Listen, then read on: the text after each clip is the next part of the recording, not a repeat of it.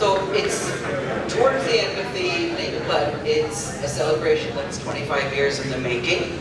And it's my pleasure, privilege, as well as luck to be, and I'm grateful for being invited to join in these celebrations. We have a fireside chat with hopefully no fire. And I mean, because fires are of course bad in many ways, forget just carbon dioxide. But in addition to heat, their primary use, fires also gave out light. And so that is something we got a lot of today. Illumination on experiences, the industry, and the efforts all of you have made over the years. So, congratulations. Yes, thank you. And I too also love fire as an analogy of a fireside chat. I remember as a kid sitting before the fireplace in New England with snow outside, and just there is something nice about the fire. Yes, I know carbon and all those things, but overall, yes, there's a certain joy of setting by an open fire. So we could start one here if we want. The hotel may have something to say about it, though. So just out of curiosity, I mean, let me observe for Stephen's benefit, as I'm sure he knows. In India, we don't need more heat. Typically, people growing up here did not have fireplaces, except in very little parts of the country. Fire may only be used for cooking. We saw that, of course, clean cooking technologies, but most people didn't relish or have the imagery of a fireplace as a warm and welcoming place is what it does. So maybe we'll just wait 30 seconds. Absolutely, yes. It takes some time. Just yeah.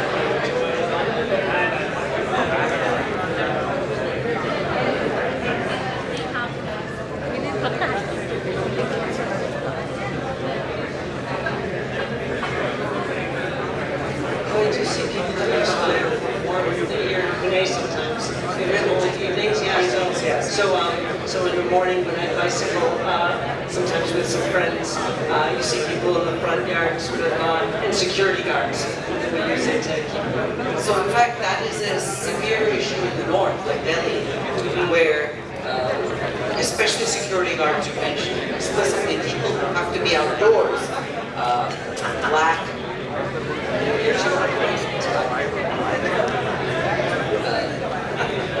So, how many of you have sort of followed this issue of biomass burning for warmth in Delhi as a source of local air pollution?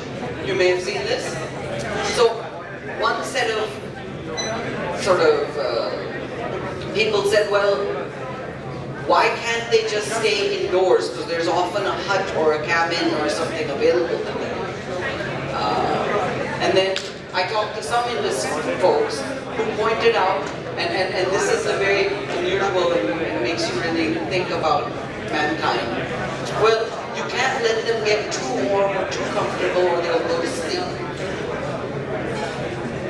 And that's just a striking way of looking at the problems with. So some NGOs have been working on providing alternative forms of heat that are cleaner and insulated clothing, appropriate clothing that lets them at least come outside and away from the fire for longer durations or require less burning.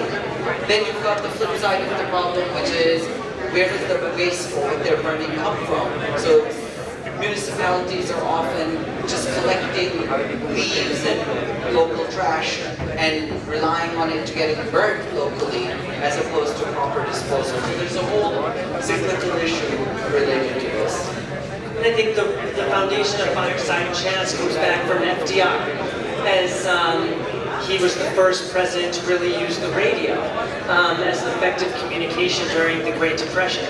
And so he would talk to people and call fireside chats about just what was going on in the world, and just just trying to encourage people and motivate people. And I think that's one of the reasons people very much love it. The Indian Prime Minister has a flavor of that. Chai pe charcha. Sorry, is that the name that he uses? Yeah. It's Chai pe charcha. And so it's over tea. You have a conversation over tea. I'm sure there's many other imageries used around the world that are more local. So I'm an academic, as some of you may know, a scholar, researcher, and a think tanker at this point. And you're very real world. And thank God for that, because if everyone was just talking about the theory of energy or the theory of what we could do, nothing would get done. So God bless you and your team and your colleagues. But at the same time, what I've seen over the years, decades plus, is that you're also cutting edge. You rely on research, you undertake your own research. And so if we look at the energy space, is being cutting edge, innovative, taking research, risks, is that a niche that you have at CES? Or is that more and more important for the energy sector going forward? Yeah, so I would say that's very core to our DNA. So when we started and deregulation was starting, and so the rules hadn't been figured out, what was going to be done hadn't been figured out, us trying to figure out what this could look like. One of the things, though, that Rahul brought was that crossover skill. So where we were advocating for demand-side response rules, in PJM, for instance, and he said, okay, but let's put something out in publication that is more rigorously, thought through and academic, as opposed to traditionally how rules get made is you negotiate. You say, okay, I want this, and the other person says, okay, I want half of that, and then you negotiate. As opposed to saying, okay, let's actually take a little bit more academic stance, and let's try to look at what is the theory say. And that was very early on in our evolution. But yeah, as we continue to grow, I hadn't thought of us having an R&D center. I hadn't thought of some of those things. So those things have become more part of what we do. So you use the phrase deregulation as something happening 25 years ago. Some of us like to think of it as re-regulation. It's not like you're getting rid of regulations. You're changing the structure of regulation. So even under a marketplace, there are regulators that need to do certain tasks, whether we keep checks on abuse of power, monopoly, and so forth. So the US, in fact, was not the pioneer. In some ways, the classical model has been called the England and Wales model. Some people call it the World Bank model, because in India, it's viewed as the World Bank model, which went into Odisha's reforms. But if we look at all of these changes, and by changes, you have to go backwards, in fact. The oldest electricity sector was fragmented. It was relatively ad hoc. And it was Samuel Insull who had moved towards consolidation and centralization, which really became the norm worldwide. And this was mainly driven by economies of scale. So you had network effects on the transmission side, you had economies of scale on the generation side, and bigger turned out to be, on average, cheaper. Up to, for a certain point in history. Now that changed, obviously, as we know. And now you have a lot of changes of new entrants, market competition, technology-based. I mean, at the extreme, people are talking about rooftop solar trading through blockchain. Now, blockchain is its own sort of shiny object and bright maybe distraction, but edge to edge is certainly important capability. So the US has, I would say, in the order of about a third of its states deregulated or with retail. Yeah, about a third. About a third. And then you've got more than half of the citizens. More than half of the citizens, and certainly more than that in terms of energy served. So, is it that the US, Western Europe, has had well-functioning markets, deregulation, competition early, and India is just going to do the same things in a couple of years? Or is India different? how do you see India different, both in terms of where it is and where it wants to go? Yeah, one of the things I love about when I came to India is how similar the regulatory construct is. So having both dual jurisdiction, federal and state, so we have FERC and state rule, you have CRC and state rule. So that's a moderating influence on anything changing fast. And so that's true in the US, that I think will also be true here in India. I think some of the things in India that will also moderate how things will change is the condition of distribution companies. So in the US, distribution companies generally are private companies, so that are given monopoly rights to serve an area. Same in India. I mean, whether they're public or private, but there's geographic monopoly rights. That's right, geographic monopoly rights given. I think though, state governments are more hesitant to maybe sacrifice a state entity than a state may be willing to do that for a private entity. And so, and it comes down to risk sharing of who bears risk. So when the state is bearing the risk versus a private company is bearing the risk, there are different risk profiles. And so I think India has a different risk profile than the United States has when we entered into this transition. So does the fact that India still has issues of equity, affordability, and so forth impact what modes of deregulation reform makes most sense for India? I don't think it's that, because the United States also has a lot of income inequality, and also has, it doesn't have the agricultural component that India has. So India's in the United States, agriculture generally has been consolidated. Relatively few people are in agriculture, and it's not, the water rights are much more of a big issue among the agricultural community than energy. But I think that the driver in India, politicians in the United States don't argue for free power. So they don't use it as a political tool in the same way that it's used as a political tool here in India. And I think that makes real reform challenging, because if you truly reformed, then politicians wouldn't have that in their tool case to be able to use as an offering. So in some cases, India has leapfrogged. So I will observe that the US is way behind India when it comes to fintech. So for example, the use of ATM or equivalent, I don't want to name a brand. So UPI-based payments, cheap, instant, free to the end user, and effortless, ubiquitous. All you need pretty much is a mobile phone and an account. And you can do a 10 rupee transaction instantly. So I think India has taken great leaps in many domains, not necessarily in the electricity sector, unfortunately. But yeah, telecom and fintech, How much do you pay for your cell service in the United States per month? $109 Per month? per month, Individually? individually. Okay, math. Somebody can help me. It's like 8,500 rupees a month for your mobile.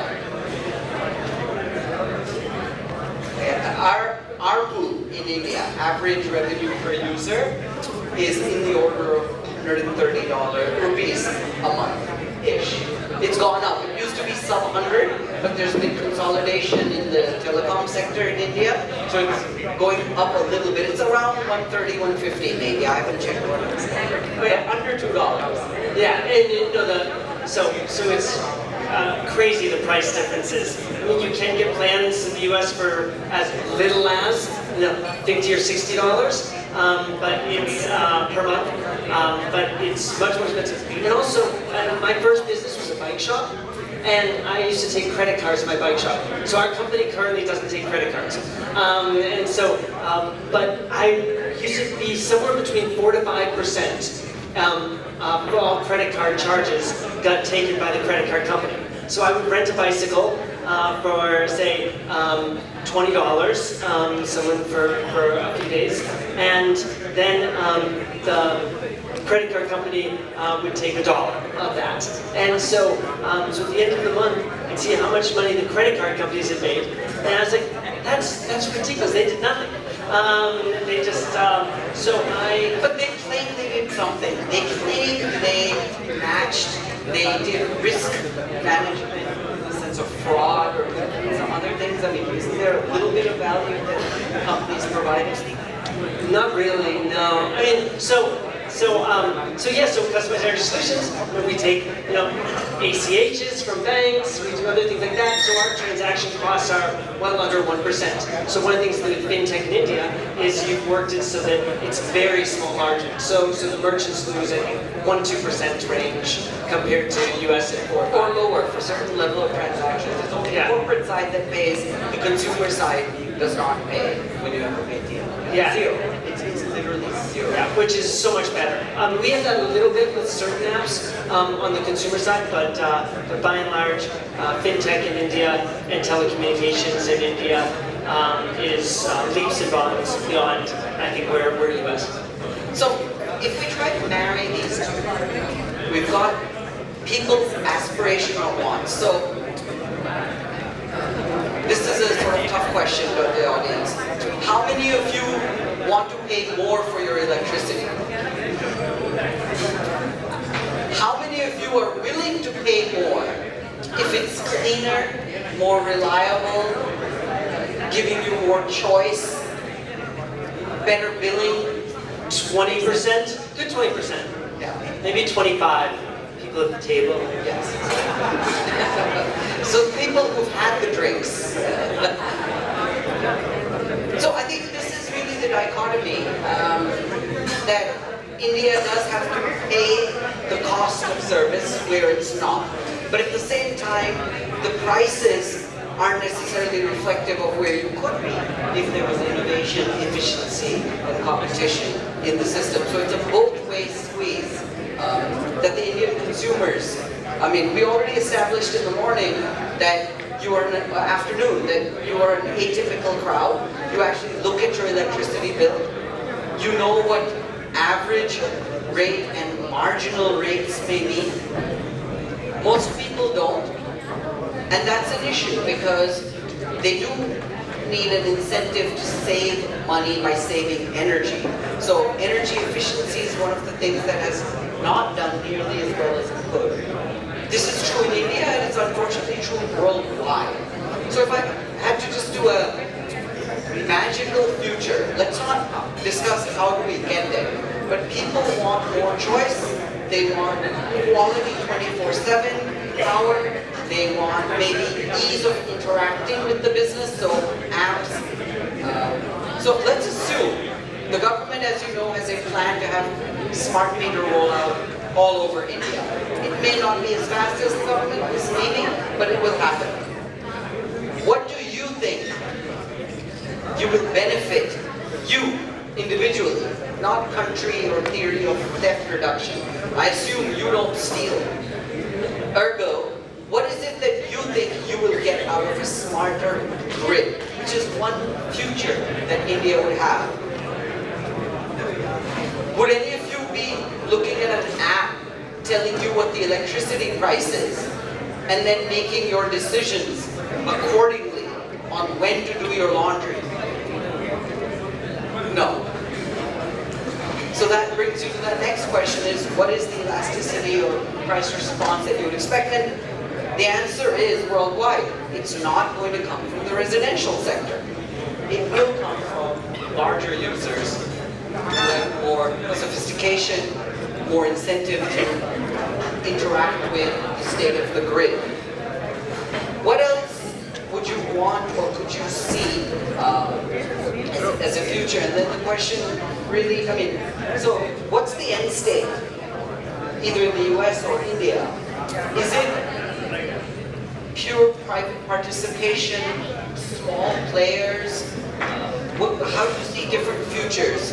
Or is it that people just want, give me green enough, give me quality, and make it as cheap as possible, and that's all I look for?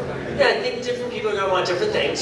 So one of the things, so how many people think that the next new car that they buy, if you plan on ever buying a car, how many of you think your next car will be electric? Okay, so that's, and we're seeing that more and more in the US and in different places where people are like, well, no, this car I have, it'll last me for a while, but the next time I buy a car, I think it's going to be electric. So an electric car is somewhere between 40 and 80 kilowatts of battery storage. When you look at the aggregate amount of battery storage from electric vehicles that were deployed last year, it dwarfs grid-connected energy storage. So, so there will be opportunities, I think, for a much more decentralized electric system where you'll have a battery that in your car that's able to power your house for multiple days, and that's a that helps with reliability, helps with distribution. So a lot of positives. So I see an opportunity for a much more decentralized, but there has to be someone to make it easy. So it has to be an easy type thing where, okay, interoperable. It just, it's just to set it and forget it. So if your car is parked at night and your power goes out, it just automatically flips on. Also though, cars are going to become a greater demand. So maybe you won't shift your laundry, but maybe you'll set on your car phone app, like, hey, I'll have my car start charging at midnight or 10 p.m. as opposed to just when I get home. So that is there in the US. I know Apple has that with Tesla. There's either, I forget if it's a Tesla app or a third-party app, but that is there. Yeah, on the Tesla app you can set your time, but also Apple has a default that it does charging when there's lower emissions on the system. But you can also do it when it's cheaper. Mm-hmm. So that's a trade-off that consumers can do. And how many of you here have an electric car? Very few hands have gone up. How many of you take electric taxis like in Delhi, Blue Smart? A lot more people try that. And Blue Smart, of course, has their dedicated charging infrastructure. You have a tie-up with Blue Smart? Excellent. Now, of course, they're a niche because they own their infra for 2 shifts of charging typically is what, we talk to them. But if you're not like that, you have to either have your own charging easy or find a spot to charge it. Now, if you think of the Ola Uber users, drivers in India, they don't have dedicating or letting some things play out. Yeah. But I agree. That's So in the US, they coalesced around the physical interface that's Tesla-driven, NACS, not North American Charging Standard. While in India, the winner seems to be CCS at this point. There are some other legacy ones in play. So now the gun hopefully is taken care of, but yet you have different vendors who don't share status of charging infra, and that's a bottleneck that my team is actually investigating on this. So some of you will go electric at some point, and then of course the question is, how many of you have made a spreadsheet to figure out whether it's worth to go electric or not? And let me share my little spreadsheet, which finds that the single variable that determines is it worth is how many kilometers do you drive a year. Because you pay a premium up front and you save that in operating costs. That's the main driver for our family to convert to buying a Tesla was the kids thought it was really cool. Yeah. And that was like, we were talking about like what type of car we want to get. And so, and that was like a major driver of like getting it. And it's also a better car. I mean, so we had, and we were in that price segment already of cars where Tesla was. And it just runs better. I mean, I've spent, I think, $75 on maintenance over 5 years owning a Tesla. So, so it has virtually zero maintenance costs. I had to buy some new windshield wipers, but that's it. So it's been, but it came down to the same reason a lot of people buy expensive cars is they think it's cool. Well, we need you early adopters, so thank you for that. But they are still a bit. Wait. So the other thing that differentiates India from the US is in India, the vast majority of electric vehicles are two-wheelers and three-wheelers. And so that's much smaller and has different charging, much lower grid implications. Because in the US, what's happening is public charging infra is now between 150 and 300 kilowatts for vehicles to pull up to. In India, we're struggling to get 25 kilowatt fast chargers ubiquitously available. So the state of the grid is one of the things where we need innovation, technology, standards, all of the above. So I'm sure that will be another vertical within CES to take care of that problem. So you've been coming here since 2009 to India. What's, using of course not the social aspect, but just in this landscape, what's changed and what's different? Yeah. Oh, sorry, that's a synonym. What's changed and what's the same? Sure. What's the same is that I find the Indian population to be uniquely optimistic in terms of, like, do you think the future for your children will be better than what you have? Just generally, when I've asked people in India that question, yes, I think education, opportunity, the opportunities I have versus what my children have are greater. And we're seeing sort of that growth, the development that we've seen from 2010 onward. And so I think that is similar to what I've seen. What I think has changed is how people are looking to get there. So I think there was a view of, okay, what is an IT job? Like, okay, this is an IT career track. And now I think people are seeing many different pathways for advancement. So people are expanding their range from engineering and aeromedical to a much wider range of options. And I think that has changed. I think also the infrastructure's gotten much better.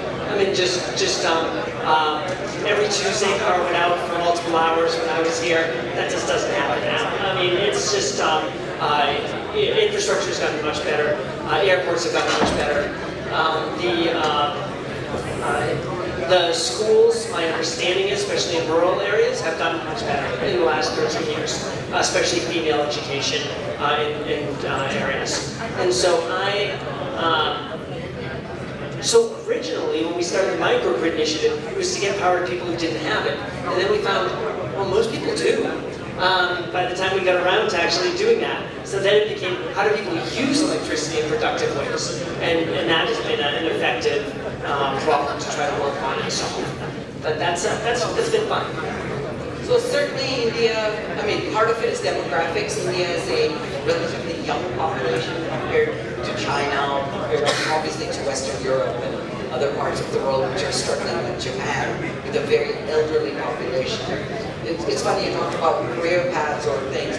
Used to be just your child should become a doctor or an engineer. Then I think the new flavor of the month became an MBA.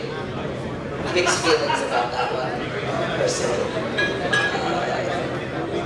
And so the other thing that has not changed actually, in fact has accelerated, is the value of a government job. These are still prized in India because they pay multiple times higher than the private sector at the lower end. The salary, of course, of the joint secretary, we heard Dr. Vinotri and Dr. Deo, they've been senior positions. At the very senior level, they don't actually make that much. But at the entry level, government jobs pay multiple times higher than the private sector does. So that is why the government is now actually trying not to grow as much. But they do have permanent jobs that open up periodically. And it's amazing that for 100 openings, they sometimes get 500,000 applicants, including some with a PhD for an entry-level job. So that's something I was very impressed with when I came here, was the idea that government was sought as a prestigious job. And because that was the U.S., unfortunately, that is not the mindset. but even if it's not prestigious, it's valued for the economic value, job security, a government job gives you. Yeah, but the job security aspect in the U.S. is, I can be pretty much as bad an employee as I want and not get fired. And so that's what job security looks like, as opposed to, I want to be at the top of my field, and government's a way to do that. And so in the U.S., I think government bureaucrats do have a lot of job security, and shows with how they treat their work. That's a worldwide phenomenon, maybe except Singapore. So in Singapore, they pay higher than the private sector because they want the best and the brightest, and it's very competitive. So they're really taking the cream into technocratic positions. And my understanding is IS positions in India are very similar, very, very top-notch, qualified candidates. But that's a very narrow slice of government. But speaking of the government, in India, if you think about it, the role of the government in the energy sector is much higher than in many other countries. Distribution is public overwhelmingly in India. For example, even in generation, a quarter of your electricity comes from one government-owned coal company, or it used to be coal company. I guess NTPC is now like KFC. So it's not Kentucky Fried Chicken anymore, it's just KFC. So it's no longer National Thermal Power Corporation, it's just NTPC. And so you do have the government, not just as a regulator, not just as a policy maker, but as an operator, as a consolidator, aggregator. So renewables are 90+% from the private sector, but through often special purpose vehicles like SECI under NTPC and so forth. So is that a legacy artifact? Is that beneficial considering where India is? Or should India really quickly figure out how to end that? I guess it depends on what you want from your electric system and the risk profile. So I believe that the energy system could be changing quite quickly. In order to do that, generally I think you want well-financed organizations that are able to invest in the future of their systems. And I think governments are often have very difficult trade-offs in investing capital. So they decide schooling or water infrastructure or electric. So they have many different competing priorities. Whereas privatizing the distribution system, that company has one priority. It's trying to maximize the value of its distribution system. So since I think this is a time period where we would want a lot of capital deployed, in the transmission and distribution, I would think that this would be that would be accelerated by privatization. However, if they don't privatize, the nice thing is there are lots of workarounds that we have right now where you can sort of get around the distribution companies' lack of stuff with energy storage, with distributed resources. Or even private entities are there as partners to the government agencies, franchisees, contractors. There's a range of models being discussed. But I want to now bring in this governmental mindset clashing with the private animal spirit that the entrepreneurs would have. And I'm sure all of you have heard this phrase, L1, cheapest. Now if you look at the law does not mandate cheapest.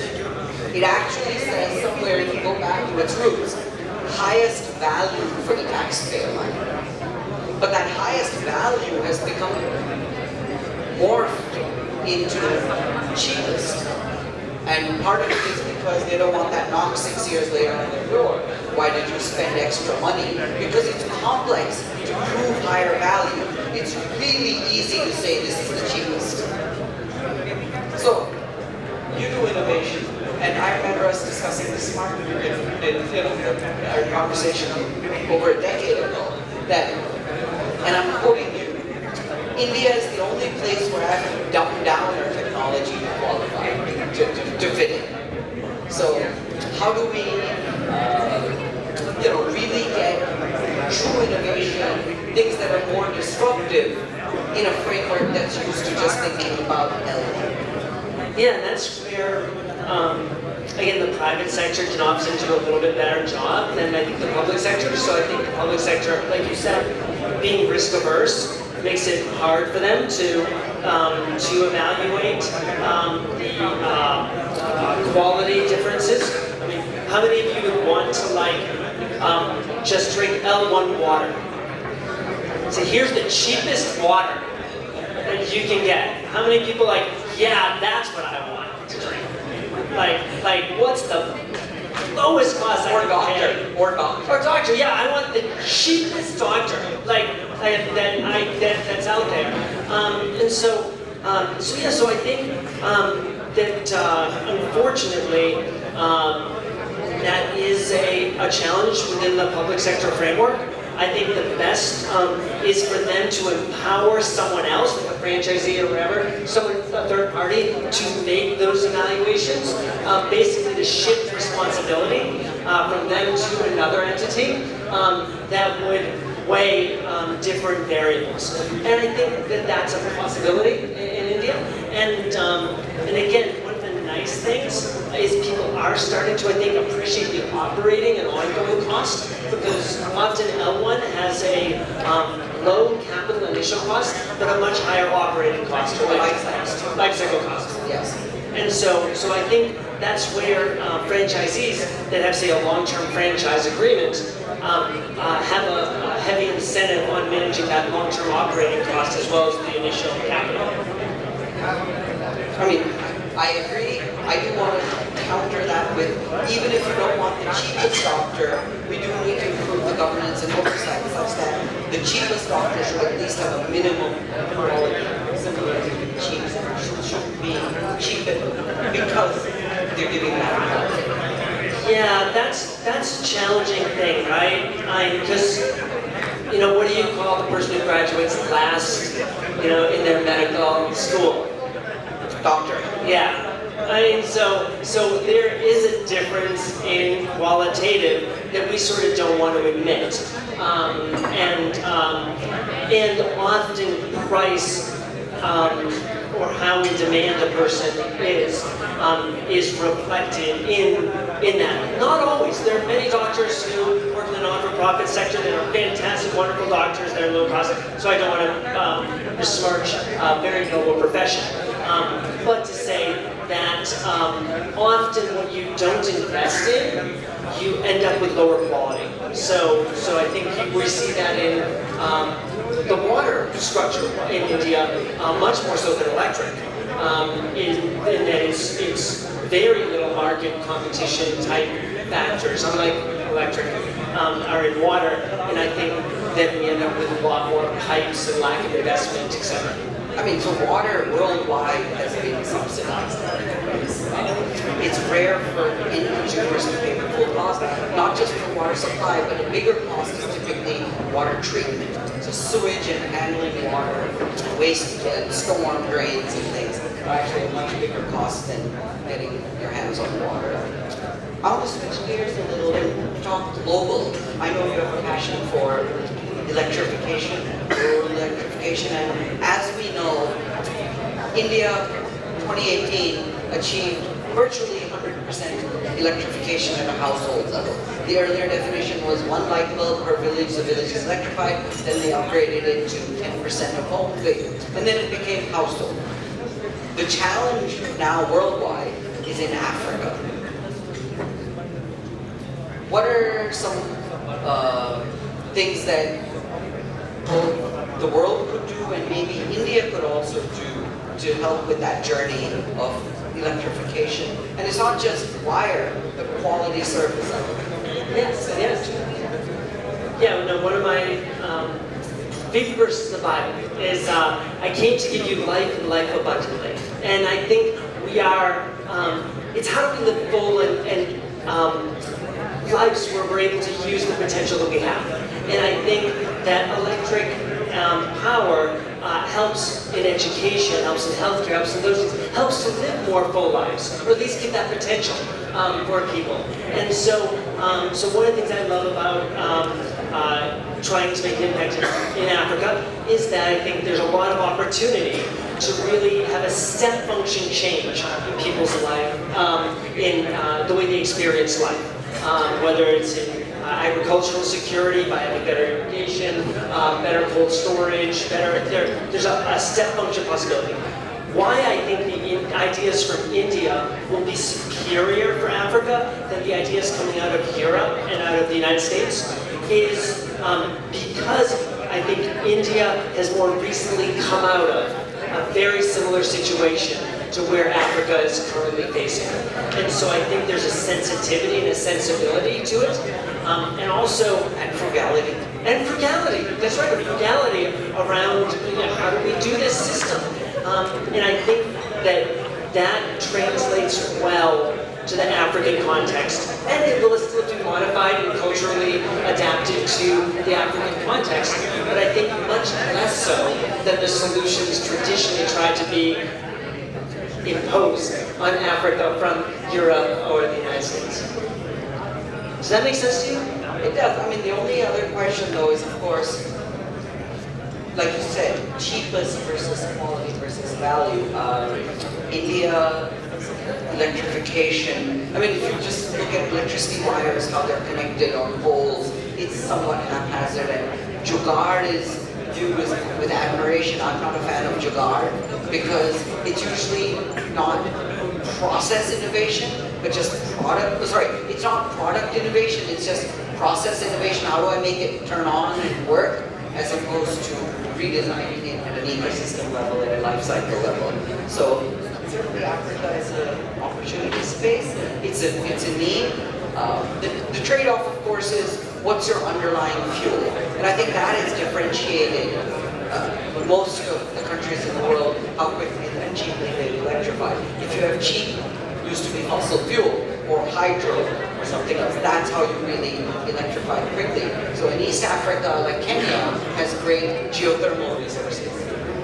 So Kenya does dramatically better than a lot of its Eastern African peers, while neighboring countries to Kenya have per capita electricity consumption. Okay, quiz time, as a professor. How much is India's electricity consumption per capita? Ballpark. Per annum or per month? Per capita. No Google, sorry, no one is allowed to use their phone. About 1,000. It's in the order of 1,000 kilowatt hour. And the US it is? Around 8,000? It's a little more. Yeah, 9,000. 10? Yeah, 10? an order of magnitude. And East African countries, it's an order of magnitude lower than India's. There are countries with 100 kilowatt hours per capita. Oh, that's true. So I should change that. Because I was thinking 8,000 is just the average residential consumption per year, as opposed to per capita, which you take all the industry and then you divide by the 3.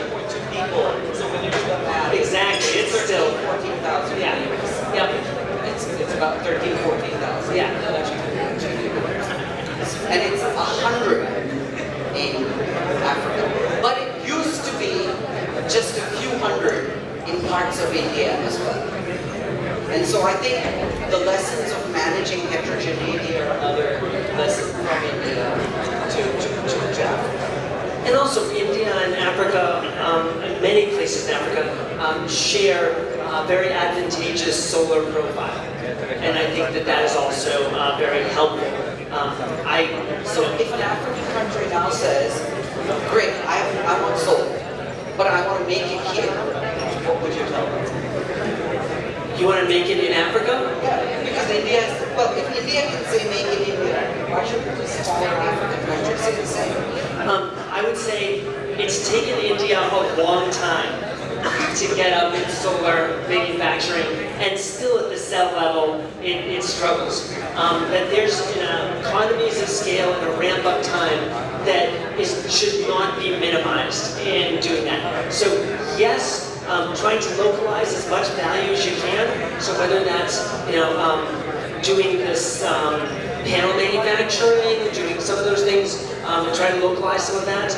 But at the cell level, for most countries in Africa, that will be a bridge too far for us to try to make it better. So I think shades of what you just said were used by Tesla in its discussions with India about the Indian government. So we'll leave that.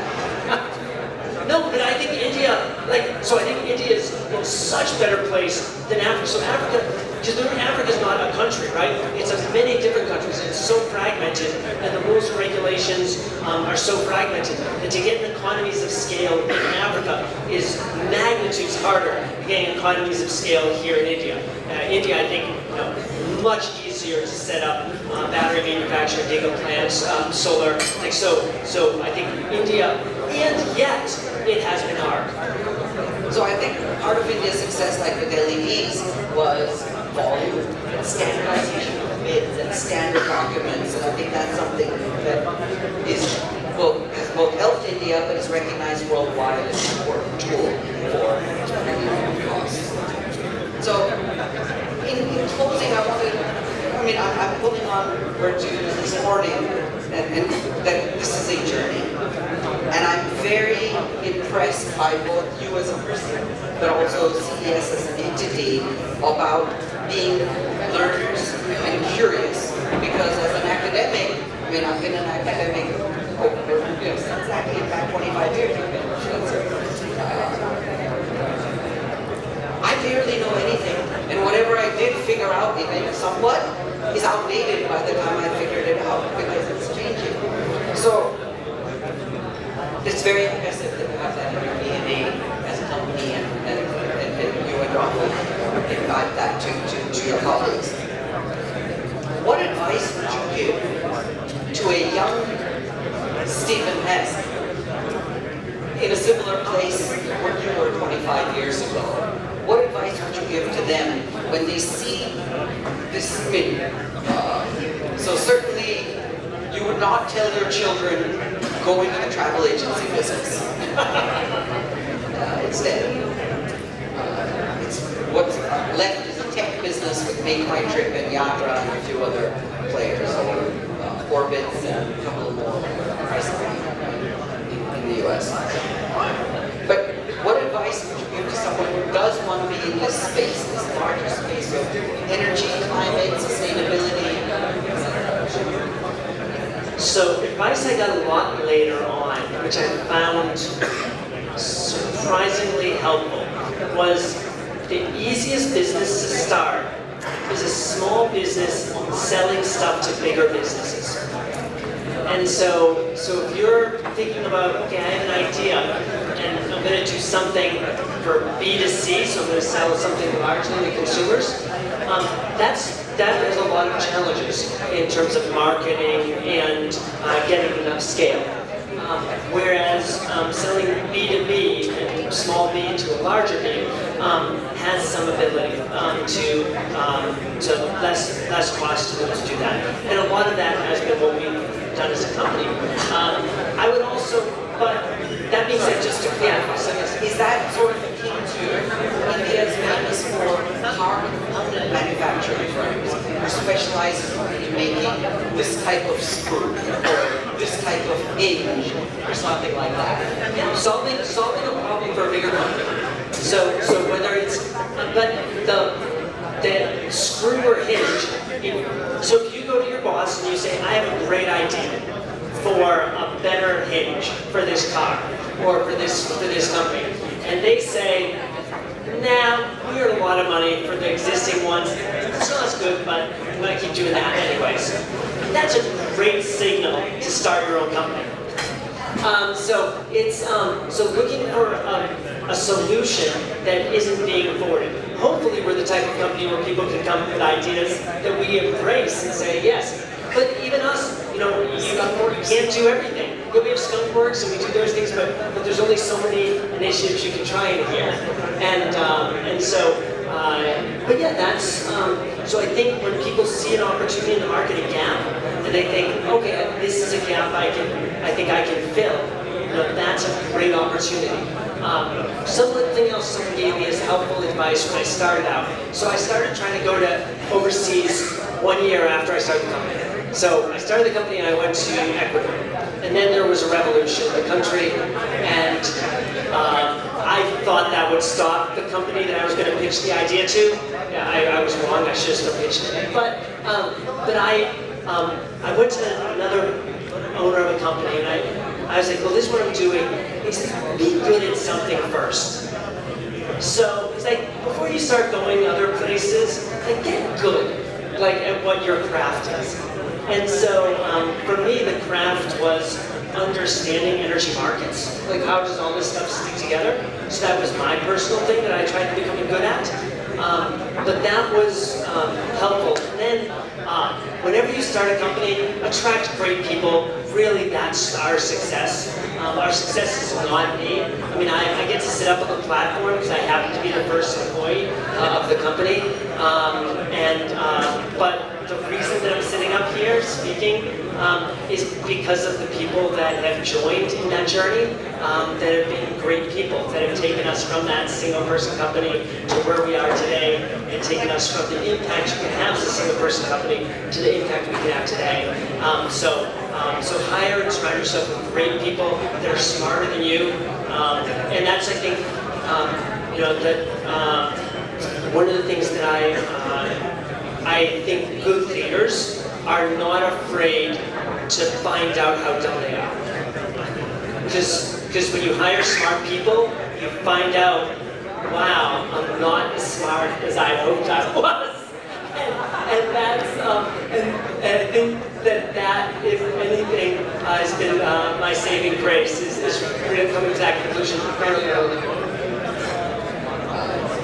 It reminds me of something that I have trouble convincing my wife about, but I actually tell her I would like to lose an argument. She goes, no. No, actually, if an argument is meant to have two different views where one is superior, if I've lost, then I'm better off by getting somewhere else than somewhere better. So she sort of says, she's a bit skeptical, but actually sees why I question so much, why I try and engage too much, and she's like, look, diminishing returns, stopping after a while. So I have, maybe more questions or thoughts, but we did say this morning, because people did not ask you any questions at your opening remarks, now is the time to sort of ask any questions that you would like to.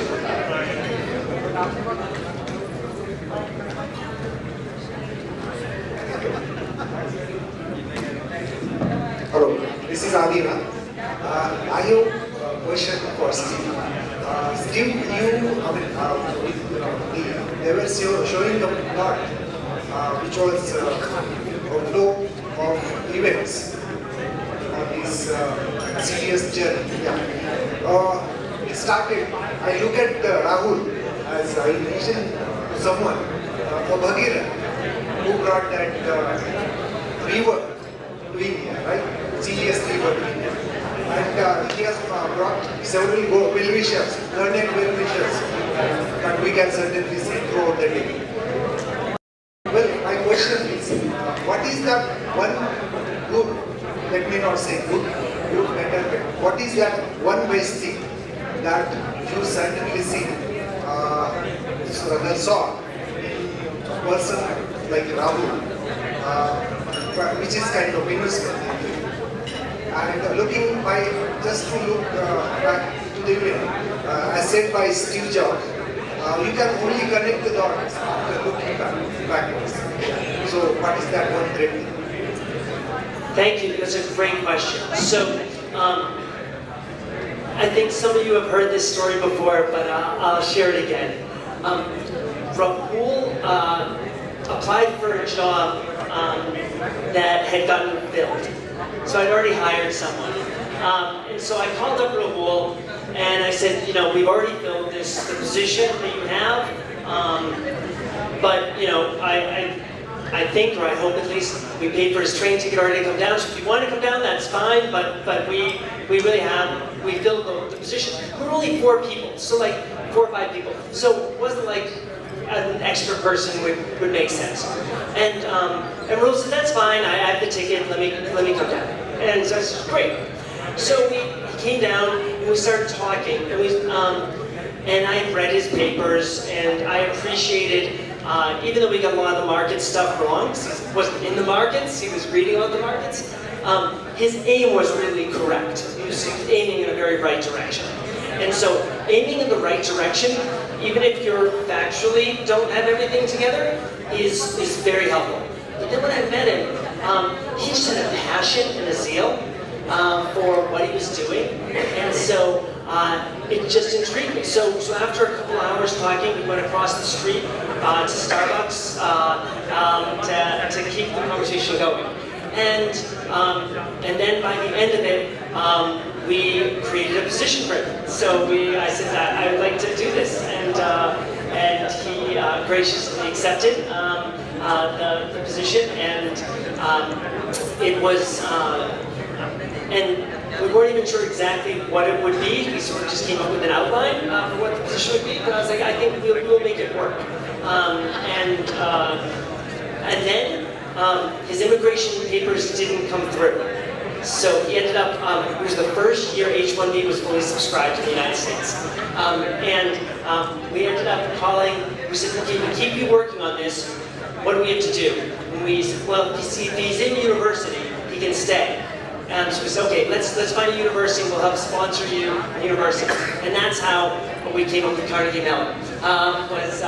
It looked like a good program, and So we're a good, sort of safe leftover choice. See, the first option was staying working here, but that wasn't allowed by the government. So the backup was Carnegie Mellon, thinking, he would go there, but what I was surprised with was Carnegie Mellon was willing to let me sponsor part of the position to have me continue to do work. And so I was able to continue the relationship with Rahul through that, and then later on be part of that. So that was really, again, a wonderful experience. And then Rahul, from the first day, just to be honest with your employer or the person you're interviewing with, because from the first day he said, I want to go back to India, like I don't want to stay here, which he's the one and only person who's ever in an interview said that. And I said, that's fine as long as you take me with you. And he did.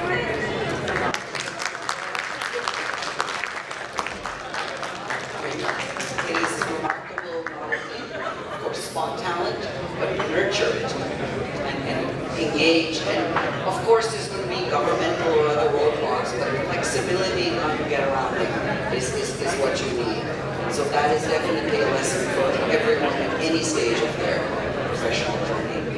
I want to, just before the question comes up, maybe I could ask you to say a few words about his partner in crime. Yes, so Netra. So She just stepped out. Oh, she just stepped up. So, okay, we're finishing up soon. So I will just say a little bit about Netra, the better half of Rahul, and who keeps him grounded, and really is, she was our first IT person we hired. So at the time, I remember saying, I don't know if we have enough work for a full-time program. So we now have over 100 people in that general area, and so Netra was the first. And Netra has both a gentleness in dealing with challenges, a calmness in adversity, and a firmness of resolve that is an excellent, yes, Netra, we're talking about you, and just how she's been fabulous from the beginning. So she joined about a year after Rahul did, 2 years after, and after they got married, she came to the States, and she shared his desire and passion to come back to India and to make a difference. And she has, and it's been a wonderful journey. It was Rochelle and myself and Netra and Rahul and our children, and that came here to start up the Indian operation. Those 13 years ago, and we would not be where we are today without Netra, and thank you so much.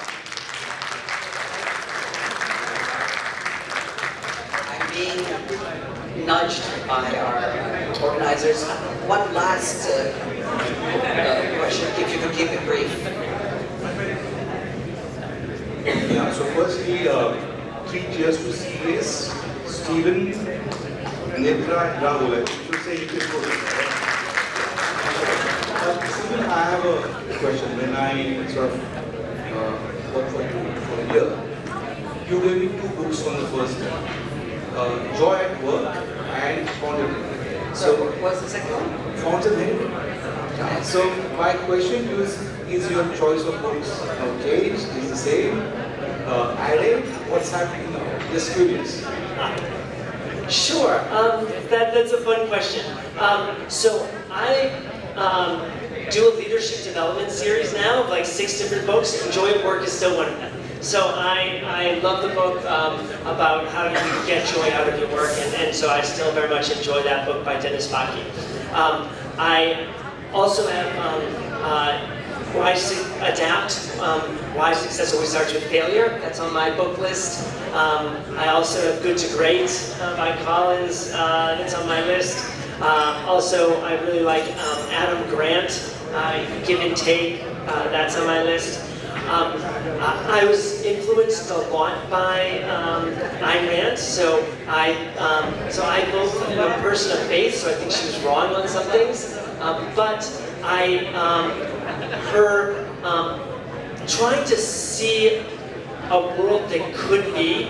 So she talks about herself as sort of a romanticism almost, so a related party is called Galt Power, and on the website says who is John Galt that we started. So I still very much do like that book, but it has dropped off of my reading list that I give to folks.